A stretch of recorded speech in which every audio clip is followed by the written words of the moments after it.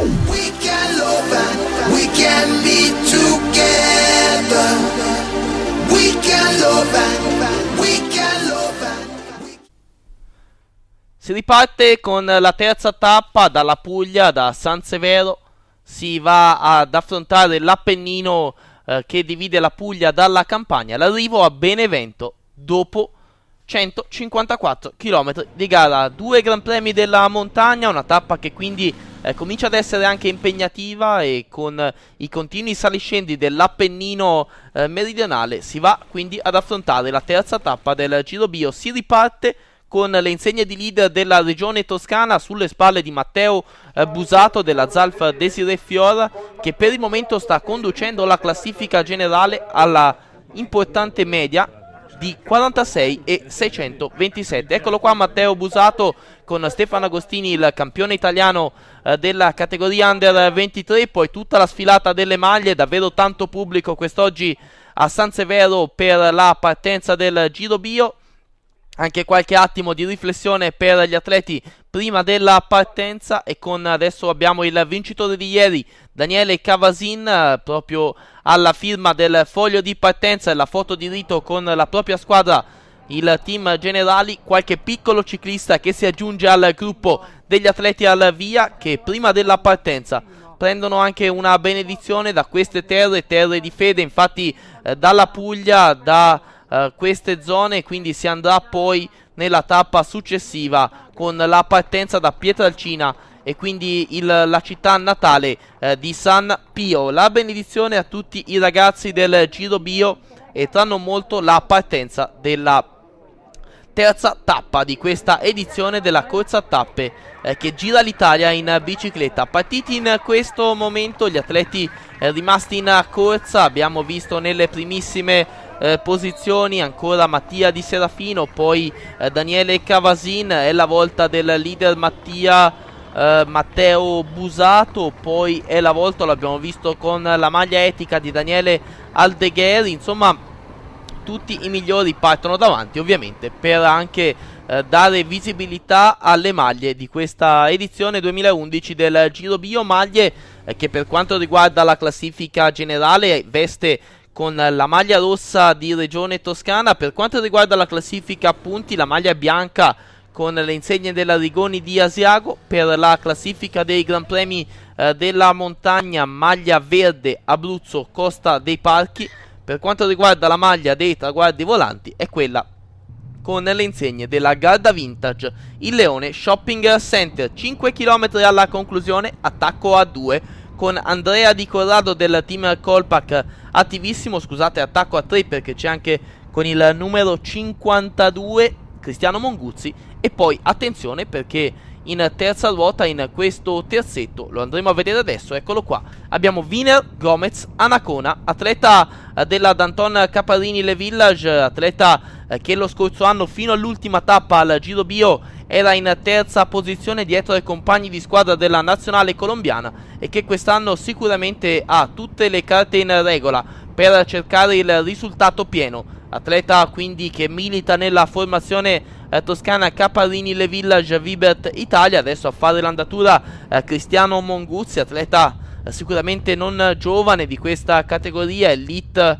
ormai da diversi anni, mentre Anacona è un elite di primo anno, così come Andrea Di Corrado. Il gruppo lanciato all'inseguimento con le maglie della formazione del vincitore di ieri, Daniele Cavasin, vale a dire la Generali Ballan. A fare l'andatura ancora Andrea Di Corrado del team Colpac, rilevato da Cristiano Monguzzi. Poi la volta di Wiener Gomez Anacona, che si è imposto pochi giorni prima della partenza del Giro Bio nel Gran Premio Città di Empoli in splendida condizione, quindi l'atleta colombiano. Intanto siamo a 3 km dal termine, si entra nell'abitato di Benevento. Dicevo, Anacona in splendida forma, che vuole cercare di rimediare allo sbaglio fatto ieri, dove forse si è lasciato troppo spazio ad alcuni atleti molto pericolosi quali Michele Gazzara, Mattia Cattaneo e tanti altri che sono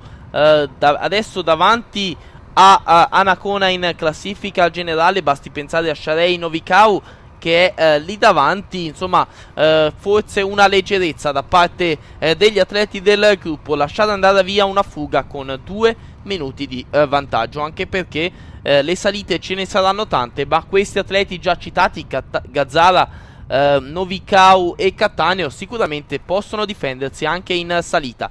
I più immediati inseguitori inquadrati in questo momento, gruppo a 15 secondi dalla testa della corsa. Siamo quindi nelle fasi conclusive. Gli atleti della Casati stanno sicuramente lavorando bene, con Monguzzi nelle prime posizioni e con anche la possibilità di giocarsi tutto allo sprint con Marco Zanotti. A fare l'andatura ancora in testa Monguzzi, in seconda ruota Viner Gomez Anacona, maglia arancione gialla per l'atleta della Caparini Le Village, mentre l'atleta in casacca bianconera è quella del team Colpac, è Andrea Di Corrado. 2 km al termine per questo terzetto, il gruppo ormai li sta agganciando, guidato dalle maglie della Trevigiani Dynamon Bottoli, che sicuramente hanno tra le proprie fila alcuni ottimi velocisti, quali sicuramente